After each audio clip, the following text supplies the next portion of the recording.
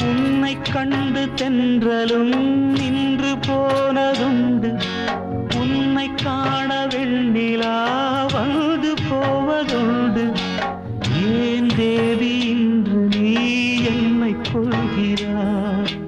முள் மீது ஏனடி தூங்கச் சொல்கிறாய்? உன்னை தேடி தேடியே எந்த நாவி போனது? கூடுதானே இங்கு பாடுது. கூடு இன்று குயிலை தானே தேடுது.